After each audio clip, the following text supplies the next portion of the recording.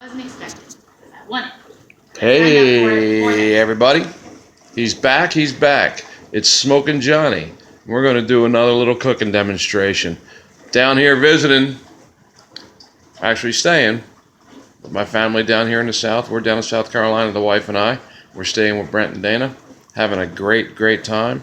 Everybody's relaxed.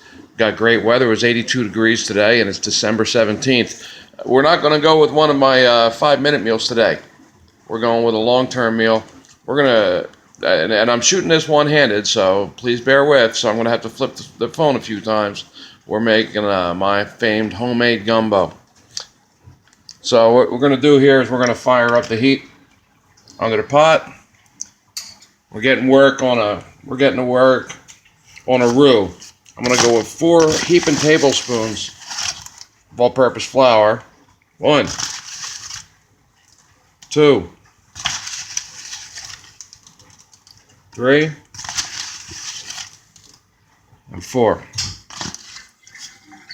And to that, I'm going to add some oil. Any kind of fat will do. You can use olive oil. I don't know why, that's kind of a big dollar thing. I don't know why I would go with olive oil on that. I'll use about an equal amount of canola oil. Now, the important thing here is that we keep this thing moving pretty steadily all the time.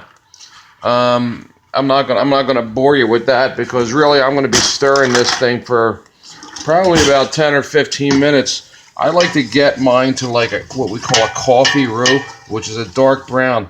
Definitely not black. You can't have black specks or it's ruined. But as you can see in there,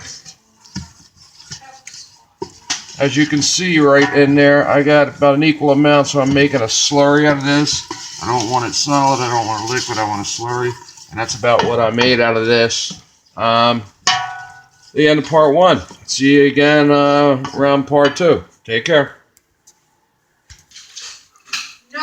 Hey, I'm back. Woo, look at that hairdo. Anyway, as you can see, that roux is going around the chocolate. It's around the chocolate milk phase. It's going to be getting to coffee pretty soon. So I figured I would jump right back in on this thing right here. Smoking Mama right next to me, as you can see, reach for a cup. She's not feeling that well today, so we're trying to keep her away from the food. I'll walk you over. I'm stirring, and you can see the dogs. They're stupid. There they go. Come here. There's a few of them. A few of the stupid dogs. Boy, they come to you when you're in the kitchen, don't they? But anyway,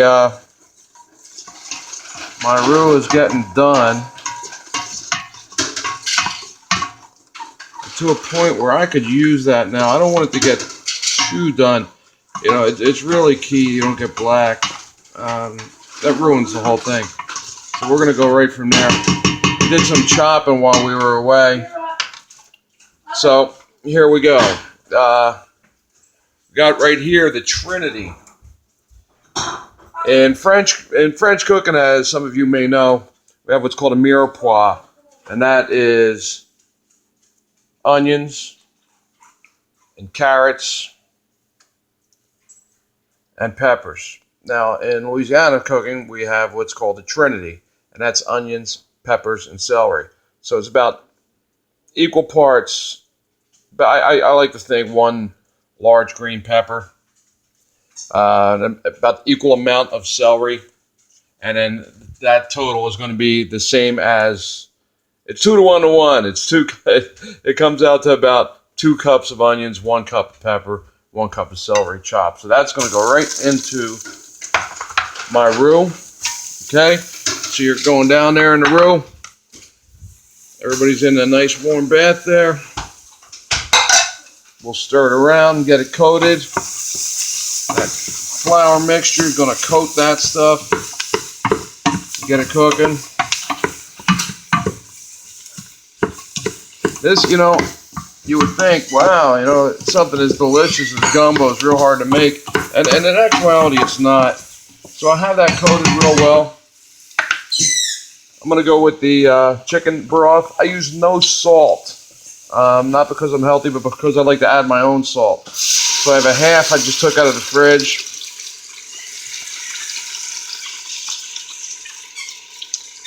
That's a half a quart, and I just bought a new one too. So I'll put another one in too.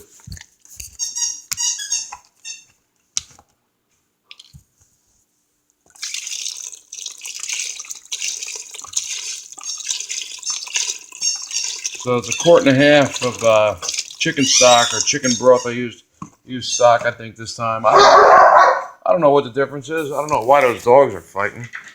Who's barking at who? Okay, I'm taking the sunglasses off. I think I'm scaring myself. But anyway, I put a quart and a half of stock in there. Put the stirs onto it. We're going to let that whole thing come on up to a boil. While we're waiting, I have a can here of Rotel, diced tomatoes and green chilies. It's the big can. What is it? It's 1 pound, 12 ounces, big can. We'll toss that in there. Hold on, I'm going to stand you up. Ah! Let me get that can open. Anyway, we've been living down here for a couple of months now, and I haven't had a chance to make a video, and I do apologize for that. Been having just such a great time. I've actually taken up. I'm coaching wrestling again. I'm coaching at West Ashley High School here. Go Wildcats! Assistant wrestling coach, and you know, we're doing very well. And you know, I think that activity is really helping me at this point. So I'm real glad to be doing it. Got a great bunch of kids. Got a great bunch of assistant coaches. So we're having a blast. Into that mix, see that whole thing there through the Rotel tomatoes. That's good. We're going to bring that up to a boil. And while I'm waiting, I'm going to put you on this side. You're going to be actually, you're right behind the manger on the nativity. You're leaning against the manger. You're close to God right now. Got some chopped ham, diced ham. You know, small pack. I think it's a half pound. Toss that in there. If you have some leftover ham, I mean, that's ideal. You pull it right out of the fridge and just dump it in. But yeah, you throw some leftover ham in there. That's ideal. Sausage-wise, I've used everything from regular smoked sausage to kielbasa, anything like that. Today in the Walmart, I found a pecan smoked andouille, which is like, wow, let's do that, because I know that's, you know, that's really perfect. That andouille is that's a Cajun sausage, probably gonna have a little heat to it. So I said, you know what? Let's use the pecan smoked andouille. So I'm gonna slice that up into little like quarter-sized discs and toss it in the pool. And while I'm doing that, while you don't want to be waiting around, because I'm not going to spice it or anything for a little while, I want to decide to put the shrimp in and the okra. So therefore, I'm going to give you all a break. So the end of part 2, come back for part 3, and that's going to be the finish. So I'm back for part 3 in the final episode of Smokin' Johnny's Louisiana Gumbo. We got it up to a boil now over here. I hope you have some shrimp in your freezer. I mean, I always do. I got peeled, deveined, clean shrimp. I really cheated this time. Man, that makes your life so much easier. I just got a pound of them. I defrosted them. They go in the pool. That's simple. Stir them in there with our meats, sausage, couple of bay leaves. I took them out of the thing. I didn't want you to have to watch me take them out of the jar. I got big sausage fingers. It's tough. Got a couple of bay leaves. We count them. 1, 2. We got to know how many's in there, so we know how many to take out. For our spices, just simple stuff. Black pepper gives you a little flavor there. I would say that's probably about 3 tablespoons of black pepper. Red pepper, I use an organic cayenne. It's a little bit more expensive, not much, but let me tell you, it makes a world of difference. So, about 3 shakes of that. 1, 2, 3 shakes of the organic cayenne pepper. Of course, garlic powder. We'll load it up. We don't even use the sprinkle top. We take the top off, put about 2 tablespoons into that. There's the bay leaves. Paprika. About 4 or 5 shakes. 1, 2, 3, 4, 5. I don't know. I think the paprika in something like this is more for color than anything else, but it does a great job. There's something we picked up in the store. It's Kenny's Original for stew and soup. It's a mixture of spices. It's actually really good. They're located out of Spruce Pine, North Carolina. That's Kenny Henline Spices. But and it's Kenny's Spices.com. Might as well give them a plug. Stuff is great and all kinds of soups and stews. Give it a little bit of shake into there. Gives it a little nice flavor. Chili powder. I love chili powder. I use chili powder in almost everything I cook.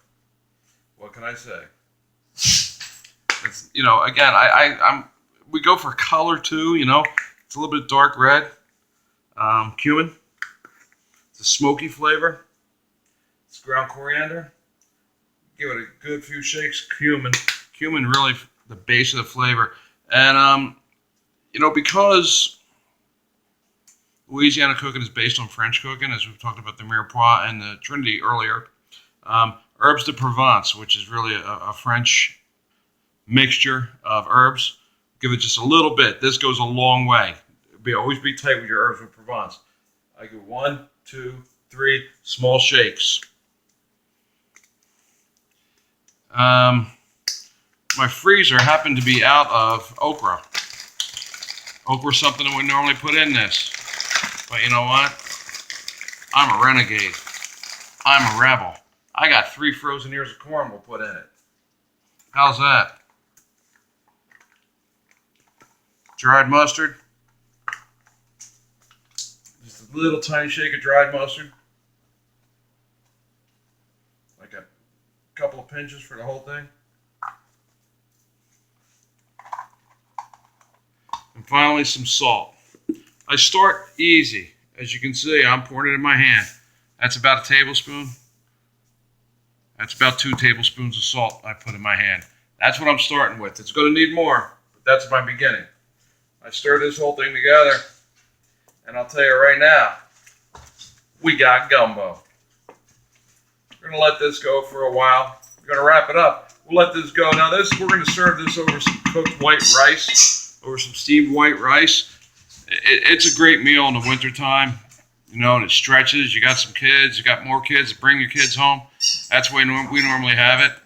I got wrestlers, I got all kinds of stuff. But, we'll let that thing marry up in the pot a little bit. We, let the corn defrost because we don't have any okra in the house.